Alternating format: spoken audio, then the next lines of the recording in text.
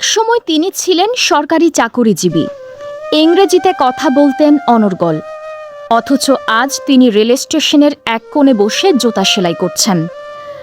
এমন উচ্চশিক্ষিত চর্মকার সারা বাংলাদেশে খুঁজলেও দ্বিতীয়জন পাওয়া কঠিন। তবে এই পেশার পেছনে রয়েছে বিশু রবি দাসের এক করুণ ও বেদনাদায়ক জীবনগাথা। আজ শুনব সেই গল্প। My name is Bishu Ravi Das. I have been working for 40 years ago. Now I am doing the shoemaker. যখন আমার চাকরি হয় তখন তারা জানতো না যে আমি মুচির ছেলে, কিন্তু যখন জানলো যে আমি মুচির ছেলে তখন আমাকে চাকরিচ্যুত করে দেওয়া হলো।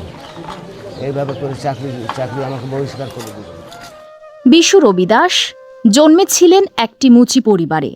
সেই সীমাবদ্ধতাকে পেছনে ফেলে তিনি অর্জন করেছেন বিএ ডিগ্রি। আমি ছোট জাত বলেই আমাকে অন্যায়ভাবে আমাকে চাকরিচ্যুত করা হয়েছে। 1980 সালে একটি সরকারি দপ্তরে অফিস সহায়ক পদে চাকুরিতে যোগদান করেছেন। নিষ্ঠার সাথে কর্মকর্তাদের দাপ্তরিক কাজে সহায়তা করলেও সামাজিক পরিচয়ই যেন তার জন্য কাল হয়ে দাঁড়িয়েছে। তিনি মুচির ছেলে। এই তথ্য জানার পর থেকেই কিছু কর্মকর্তা তাকে তাচ্ছিল্য ও বাঁকা চোখে দেখা শুরু করেছেন। এক পর্যায়ে পরিকল্পিত ষড়যন্ত্রের শিকার হন বিশু রবি দাস। এক আত্মীয়ের অসুস্থতার খবর পেয়ে তিনি ঊর্ধ্বতন কর্মকর্তাদের কাছ থেকে মৌখিক অনুমতি নিয়ে বাড়ি যান। কিন্তু সেই সুযোগকে কাজে লাগিয়ে তাকে অনুমতি ছাড়া কর্মস্থলে অনুপস্থিত দেখিয়ে চাকরিচ্যুত করা হয়। এরপর কেটে গেছে দীর্ঘ ৪৫টি বছর। সরকারি চাকরির পরিচয় হারিয়ে জীবিকার তাগিদে তিনি ফিরে যান পূর্বপুরুষের পেশায়। ব্রিটিশ আমলে ওনার চাকরি হয়েছিল, আমরা নিযুদাত, এই জন্য ওনার চাকরি চলে গিয়েছে। কারণ আমাদেরও তো ছেলে পেলে আছে, মনে করেন আমরাও তো শিক্ষিত করতেছি অনেক কষ্ট করে, আমরাও তো কোনো মূল্যায়ন পাবো না। তাহলে আমাদের শিক্ষিত করে লাভ কি বলেন? আমাদের কি কোনো লাভ আছে? আমাদের তো কেউই দাম দেয় না। তাহলে উনি শিক্ষিত হয়ে তো ওনার কি মূল্য হইল? অবশেষে ওনার যে কর্ম সেটা করেই খাওয়া লাগলো না।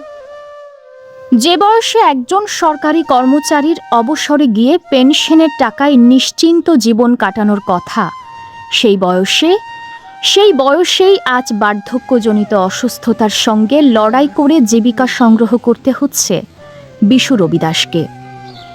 স্ত্রীকে নিয়ে খেয়ে না খেয়ে চলছে বিশু রবি দাসের সংসার। আমরা যে রিচো যাই, পড়াশোনা করতেছি, করে সারে কোনো ব্যবস্থা নাই, মানে চাকরি বাকরি কোনো কিছু নাই। কিন্তু পড়াশোনা করেই কি হবে আর না করেই কি লাভ? যে দেশে বৈষম্যহীন সমাজ গড়ার কথা বলা হয়, সেখানে বিশু রবি দাসের মতো মানুষের জীবনের গল্প আমাদের নতুন করে ভাবতে বাধ্য করে।